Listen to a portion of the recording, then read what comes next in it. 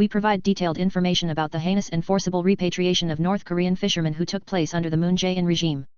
The Ministry of Unification announced on the 17th that it has confirmed that there is a video of the forced repatriation of fishermen who defected to North Korea in November 2019. At the time, one of the employees at the scene personally filmed the process of repatriation to North Korea with a mobile phone, he said. However, the Ministry of Unification said, as the video was filmed by an individual and is not under the official management of the Ministry of Unification, we are currently conducting a legal review on whether the video can be submitted to the National Assembly. The Ministry of Unification released photos of the forced repatriation of defecting fishermen to North Korea through the National Assembly on the 12th. Based on this, the Office of National Power Assemblyman Tae Young-ho asked the National Intelligence Service, the Ministry of National Defense, the Ministry of Unification, and the Police Special Forces to submit related videos. An official from the Ministry of Unification said, there is a CCTV managed by the Ministry of Unification at Panmunjom, where the repatriation took place, but I know that it has been deleted because the record-keeping period is 4 days. A North Korean fisherman who had fled North Korea forcibly repatriated has said that he intends to defect from the time of capture. They also wrote a handwritten introduction that they wanted to live in South Korea. The Ministry of Unification released pictures on the 12th of November 2019 when 2 North Korean defectors were repatriated to North Korea at Panmunjom. At that time, the government said that 2 North Korean sailors killed 16 of their colleagues and defected to North Korea, but they were deported to North Korea through Panmunjom. The Seoul Central District Prosecutor's Office, which is investigating the case in which the Moon Jae-in government forcibly repatriated 2 North Korean fishermen captured in the East Sea in November 2019, released data and statements from those involved in defecting fishermen from the moment they were captured. It was reported on the 17th that it was secured. According to the Chosun Ilbo on that day, the third part of the Central Prosecutor's Public Investigation Department was reported to have secured the protection application and self-introduction submitted by the Government Joint Investigation Team and the Ministry of Unification by handwriting willing to defect by 2 defecting fishermen. It is reported that the application for protection, which is one A4 sheet of paper, contains what defected fisherman wrote: I want to live in Korea. In addition, in the 20 or so self-introduction sheets of A4 paper, defector fishermen wrote down their place of birth, family relationships, school, social background, etc. Prosecutors are also said to have secured a circumstance that defecting fishermen expressed their intention to defect to the Korean Navy right after their capture. It was also confirmed that the defecting fishermen did not reverse their intention to defect until they were forcibly repatriated. In this regard, former Blue House National Security Office Director Chung Eui-yong said on the same day, after being captured, North Korean fishermen did not express their intention to defect at all on their way to Donghae port. Claimed that he added, in the first place, I had no intention of defecting to South Korea. The allegations of a North Korean fisherman who did not express his intention to defect immediately after the arrest were contrary to the contents of the prosecution's investigation. Prosecutors are also planning to investigate the reason why the internal opinion of the Joint Investigation Team that a formal investigation into the accusation of killing a fellow sailor of a defecting fisherman was ignored against Zhang. On the other hand, the presidential office said, the essence of this matter is that the North Korean defector fishermen, who should be dealt with according to our law, are returned to their extremities as the North wants them, the presidential office said. Rather, it is responding to the public's demand to reveal the truth by faithfully cooperating with the investigation. The Moon Jae-in administration and the Yoon Suk-yeol administration collide head-on over repatriation of North Korean fishermen to North Korea. What are the 4 major issues? On the 17th, the Yoon Suk-yeol administration and the power of the people clashed head-on over the repatriation of North Korean defectors to North Korea that occurred in November 2019 during the Moon Jae-in administration. After Chung Eui-yong, then head of the Blue House National Security Office, issued a statement and refuted the passport claims one by one, Choi Young-byum, senior public relations chief, held a briefing in the presidential office and rebutted it again. At the same time, the controversy over key issues between the two sides is spreading further. Zhang distributed the statement through Rep. Yoon Gun-young of the Democratic Party of Korea, who was the head of the Blue House State Affairs Planning and Situation Office at the time of the incident. In his position statement, he explained the case by issue, such as a vicious criminal, lack of sincerity of defector, background of deportation, and impossible to punish. Chief Choi made the exact opposite argument to former Director Zhang. At the same time, this issue is being escalated into a truth workshop. First, ignoring the handwritten letter of intent to defect vs. It is not a normal defection process. The part where the old and new powers clash over the current North Korean defector repatriation case is that 2 fishermen expressed their intention to defect, and whether they were sincere. The passport view is sincere, and the opposition is not. In a statement on the same day, Zhang explained that 2 fishermen brutally killed 16 fellow sailors with hammers and axes in North Korean waters in mid-October 2019, destroying evidence. These are not just killers who killed 1 or 2 people, they are rare and bizarre killers, he said. Regarding the process of crossing over to the south, he said, they did not come to South Korea right after the crime. After the crime, he said, let's die in our homeland even if we die, he explained. After the crime, they returned to the port of Kimchik, but while one of the accomplices was arrested by the North Korean authorities while preparing the escape funds, the former chief of staff explained that they fled to the sea. He added, it was captured and transported by our Navy's special operations personnel while repeating the moonship near the northern limit line, NLL. Regarding the timing of when two fishermen expressed their intention to defect, Jung said, after being captured, they did not express their intention to defect at all during the process of arriving at Donghae port. I submitted a letter of intent to defection. Jung explained that they confessed to the crime during the joint interrogation process, and that it was exactly the same with the information obtained by the South Korean military. I couldn't see it as a normal defection process, he said. Regarding the current government's bringing the case up, he said, the entire investigation into them is preserved in the National Intelligence Service. If the Moon Jae-in government claims that it has distorted the contents of the investigation, we should disclose both their statements and the results of the investigation, he said. However, Chief Choi Young-beom said, it is a serious matter to define a North Korean defector as a bizarre killer without a proper investigation. He continued, it is also sophistry that, the North Korean fishermen, had no intention of defecting. Then, why did you ignore the handwritten letter of intent to defect? He said, the essence of this matter is that the North Korean defector fishermen, who should be dealt with according to our law, were sent back to their sanctuary as the North wanted. Second, heavy criminals should have been judged by our judicial system vs. It is impossible to punish in Korea based on confession alone. Jung pointed out that one of the main reasons for the decision to forcibly repatriate North Korea at the time was that they were heinous criminals who killed 16 people and that punishment was impossible in the South. According to the principle of presumption of innocence, we claim that these heinous criminals should be tried as Korean citizens according to the domestic judicial procedure, said Jea-In, but it is practically impossible to punish them with their confession alone. There is no precedent for our courts to exercise criminal jurisdiction in relation to heinous crimes committed by North Koreans against other North Koreans in North Korea so far, he said. He also said that the return of two violent criminals fishermen to North Korea was for the Korean people. In the end, if these people are incorporated into our society without any punishment, who will protect the lives and safety of our people, said Jea-In. On the other hand, the position is that passports should have been tried under our judicial system. The presidential office said, the Korean people have the right to a trial according to the principle of presumption of innocence. As our compatriots, we said that we should embrace them warmly. Third, ignoring the constitution and international law vs. domestic law, regulations on deportation of serious criminals. Even the heinous criminals who killed 16 people in North Korea can be repatriated to North Korea. Our domestic law also stipulates that these serious non-political criminals are not allowed to enter and are deported, said Jea-In. The relevant laws that apply to foreigners include the Immigration Control Act and the Refugee Act. According to the Immigration Control Act, foreigners who have valid reasons to admit that they are likely to engage in an action that harms the interests of the Republic of Korea or public safety may be barred from entering the country. Even under the Refugee Act, a person who commits a serious non-political crime outside the Republic of Korea before entering the Republic of Korea may not be recognized as a refugee. However, both laws apply only to foreigners. Whether or not the application of North Korean defectors, who are South Korean nationals under the Constitution, is subject to controversy. Since the two Koreas joined the UN as two independent sovereign states in September 1991, the Supreme Court and the Constitutional Court also recognize the duality of inter-Korean relations with regard to the territorial provisions and peaceful reunification provisions of our Constitution, said Jea-In. However, we have judged that individual laws can be applied to North Koreans according to their status as foreigners or foreigners. The presidential office, on the other hand, criticized the former government, saying, the former government only highlighted the criminal acts of defectors, ignoring domestic laws that treat defectors as Korean citizens under the Constitution and international laws such as the principle of prohibition of forced repatriation under the Convention Against Torture. In the North Korean Defector Act, there is a provision in the North Korean Refugee Act that serious criminals such as international criminal offenders and murder may not be selected as subjects of protection. However, the explanation of the Ministry of Unification is that it cannot be used as a basis for deportation, but that it cannot be applied as a person subject to protection. Fourth, reasonable suspicion of Kim Jong-un's visitation vs. North Korea wants political prisoners, not heinous criminals.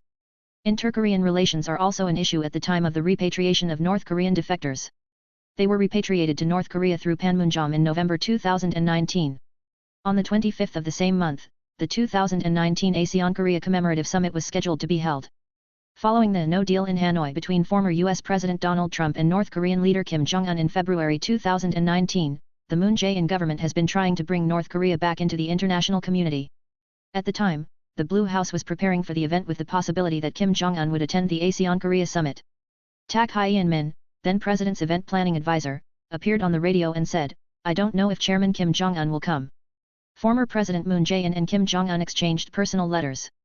The Korean Central News Agency, KCNA, reported on November 21, 2019, on the 5th November, President Moon Jae-in sent a letter inviting the chairman of the State Affairs Commission, Kim Jong-un, to attend the Korea-ASEAN special summit meeting. "I hope that Kim Jong-un, chairman of the State Affairs Commission, will understand why he did not find a valid reason to go to Busan, where the ASEAN-Korea commemorative summit is held." At the time, Blue House spokeswoman Ko Min-young explained that Kim Jong-un sent a condolence message on the occasion of the death of Moon's mother, and that the reply was sent by former President Moon. The passport claims that the repatriation of North Korean defectors to North Korea was a kind of gift to facilitate Kim Jong-un's return. Park Hyung-soo, spokesperson for the People's Power, said in a commentary on the 14th that a notice announcing the forcible repatriation of North Korean fishermen and a letter from former President Moon requesting Chairman Kim Jong-un's visit to South Korea were delivered to the North on the same day. Claimed. The presidential office did not make a separate statement. The claim that Chairman Kim Jong-un forcibly deported them for the invitation of the ASEAN-Korea commemorative summit is too absurd, said Zhang. It will be people. In addition, Jea-In Zhang said, "There was no fact that North Korea had asked us to repatriate these vicious criminals, North Korean defectors, first did," he said. The presidential office claimed, the Blue House relied on signal information to determine the defection in advance, and decided in advance to repatriate the fishermen to North Korea by covering them with a fragile criminal frame before fishers even came to our side. There are 3 questions remaining in Chung Eui-yong's claim that the forced repatriation to North Korea is justified. Former Blue House National Security Office Director Chung Eui-yong issued a statement on the 17th and argued that the forced repatriation of North Korean fishermen in November 2019 was justified. At the same time, he cites the reason that the defector was not sincere and was caught by our Navy while fleeing near the Northern Limit Line, NLL, and that he was a heinous criminal that our society could not accept. We examine whether such a claim is indeed valid. First, the North Korean defectors sent letters of intent to defection, so why did they send them to the North? Zhang admitted that they submitted a letter of intent to defect during the joint interrogation process. However, he said, after being captured, I had no sincerity because I did not express my intention to defect in the process of coming to Donghae port. However, the letter of intention to defect is the document and key evidence for judging the intention to defect. A government source pointed out, it is nonsense to send them back to North Korea even after they have issued a letter of intent to defect.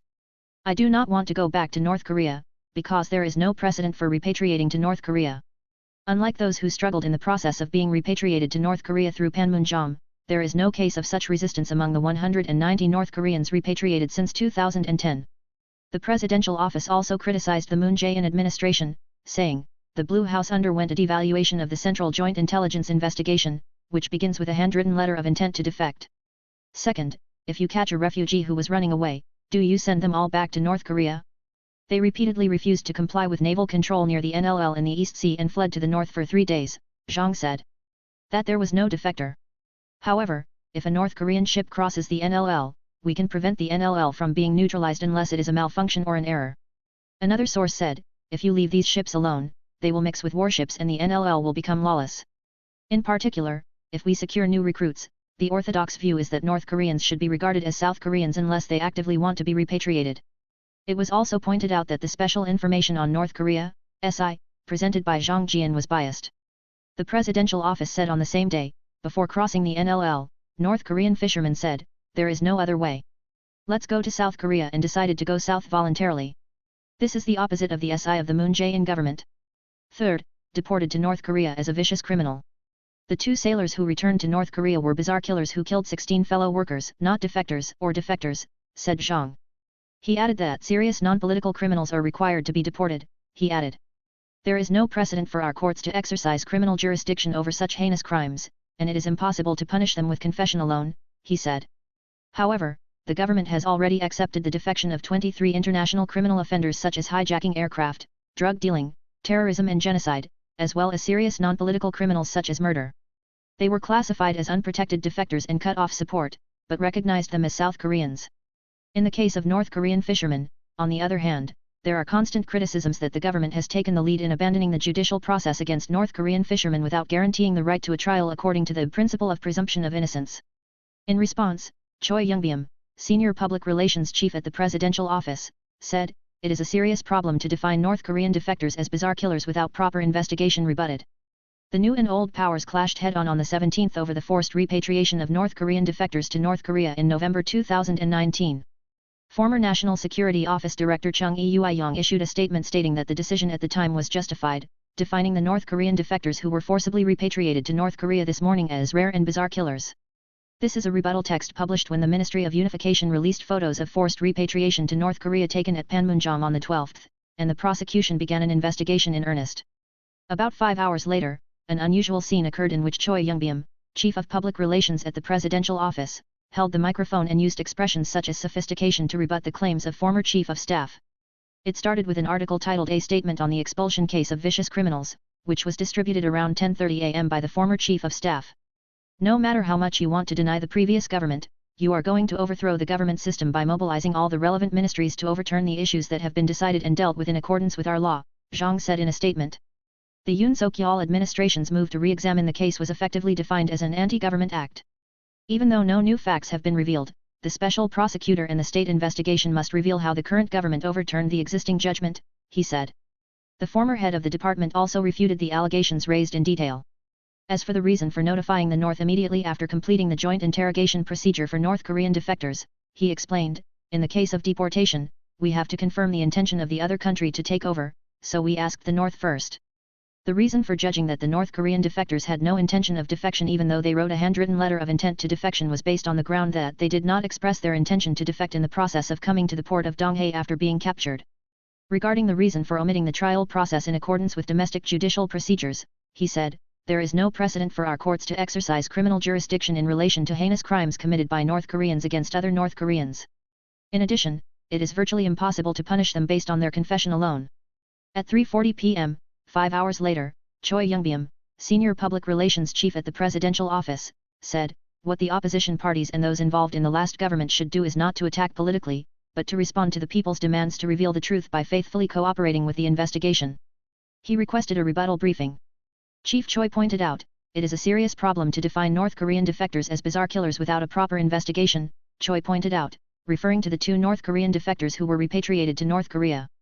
Of course, our government agency should have made a conclusion after thorough investigation in accordance with our legal procedures, he said.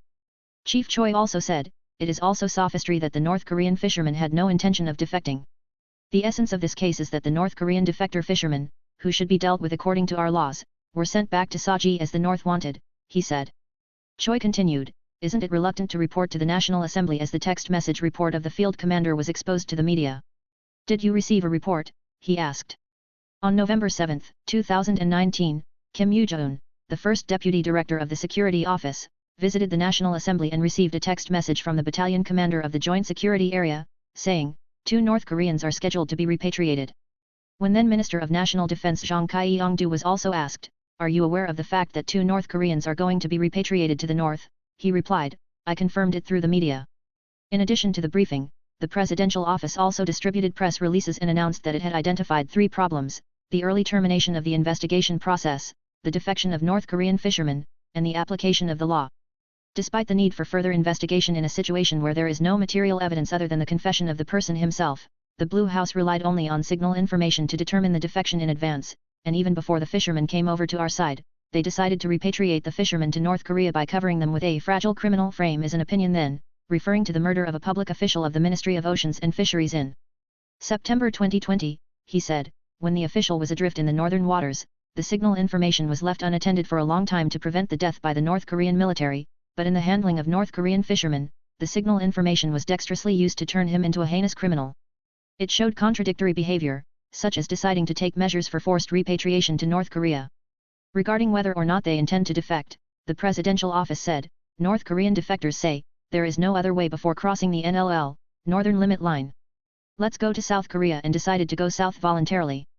After the capture, he clearly expressed his intention to defect by signing the application for protection by hand, he said. President Moon Jae-in, who emphasizes human rights and the rule of law, has also said that foreign sailors who killed our people on the Peskima in the past should be embraced warmly as our compatriots, he said directly. The Peskima incident was a case in which 6 Korean Chinese crew members revolted on a tuna fishing boat in the deep sea in 1996 and killed 11 people, including the Korean captain. Passports are expected to continue to raise the level of the offensive. Apart from the briefing of the rebuttal by the presidential office, Kwon Song-dong, acting representative of the People's Power Party and floor leader Kwon Song-dong, also criticized former Chief of Staff Jung, saying, the fact that the forced repatriation to North Korea was carried out 5 days after being captured is a poor verification. Regarding the definition of North Korean fishermen as bizarre killers, he said, it reminds me of fake news from North Korea directed at Rep. Tae Young-ho in the past. Even when Lee Young-ho, the North Korean ambassador to the UK, defected in 2016, North Korea branded him as a criminal and tried to reduce the meaning of defection. In the midst of this, the Ministry of Unification announced today that it has confirmed the existence of a video of the forced repatriation to North Korea. The Ministry of Unification said through the admission materials, after checking whether there were personally filmed videos of the employees at the site, it was confirmed that one employee personally filmed the process of repatriation to North Korea with a mobile phone. As a result, we are conducting a legal review to see if we can submit the video to the National Assembly, he explained. I know that the video contains voices, facial expressions, and bodily wounds left behind while resisting strongly to avoid going to the north, said a key official of the People's Power.